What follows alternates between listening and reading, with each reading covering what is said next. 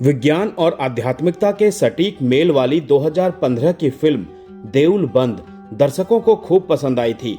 देउल बंद 2 को लेकर उत्सुकता थी क्योंकि इस फिल्म श्रृंखला के 11 और भाग आने की घोषणा की गई थी। पहला भाग वैज्ञानिक राघव शास्त्री के आस्था और आध्यात्मिकता के संघर्ष पर आधारित है, जबकि फिल्म का दूसरा भाग किसानों की दुर्दशा को दर्शाता है। इसमें एक धार्मिक किसान की नास्तिक पत्नी को ईश्वर के अस्तित्व और कृपा की परीक्षा लेते हुए दिखाया गया है। कहानी का केंद्र बिंदु ग्रामीण भारत में व्याप्त एक भीषण संकट है। किसानों की आत्महत्याओं का दिल दहला देने वाला मुद्दा। मेहनती किसान तुकाराम दूषित बीजों और नकली खाद के खिलाफ विरोध प्रदर्शन करते हुए हताश हो जाता है। स्वामी समर्थ के परम भक्त तुकाराम को दृढ़ विश्वास है कि ईश्वर उनकी मदद करेगा। जब त्रासदी घटती है तो उसकी कट्टर नास्तिक पत्नी संगीता स्वामी समर्थ को चुनौती देने के लिए आगे आती हैं। वो देवता को कई परीक्षाओं में बांध देती हैं और अपने गांव में व्याप्त किसान आत्महत्याओं को रोकने की मांग करती है। ये कथा इस तनावपूर्ण दार्शनिक और भावनात्मक गतिरोध को खूबसूरती से दर्शाती है। फिल्म आपको तुरंत बांध लेती है।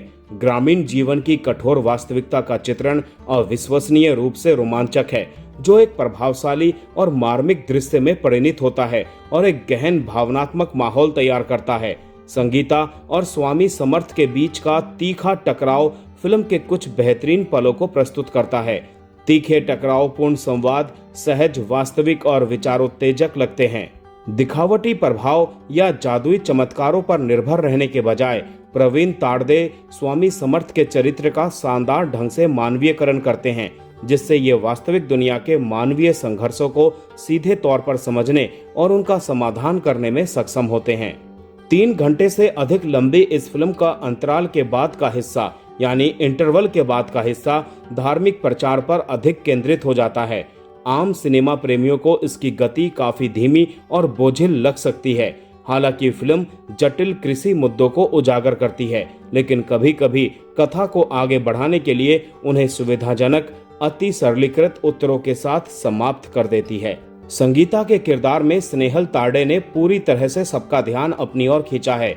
एक दुखी, गुस्सैल और विद्रोही महिला के उनके चित्रण से आपके रोंगटे खड़े हो जाएंगे।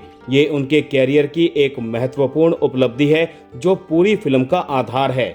मोहन जोशी श्री स्वामी समर्थ के रूप में शानदार वापसी करते हैं।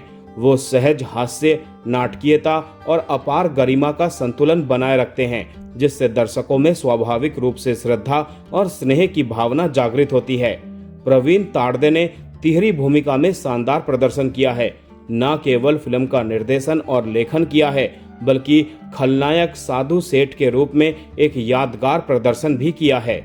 दोस्तों, क्या आप जानते हैं कि देउल फ्रेंचाइजी का दृश्यम फ्रेंचाइजी के साथ बॉक्स ऑफिस पर एक दिलचस्प संबंध है। इसका पहला भाग 31 जुलाई 2015 को रिलीज हुआ था, ठीक उसी दिन जब दृश्यम का हिंदी रीमेक सिनेमाघरों में आया था।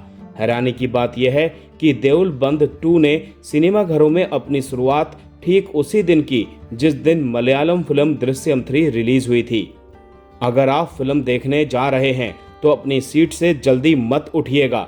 फिल्म में एक महत्वपूर्ण मिड क्रेडिट सीन है जो पहले भाग से जुड़ा हुआ है। साथ ही साथ देउल बैंड 3 के लिए आधिकारिक शीर्षक की घोषणा भी की गई है।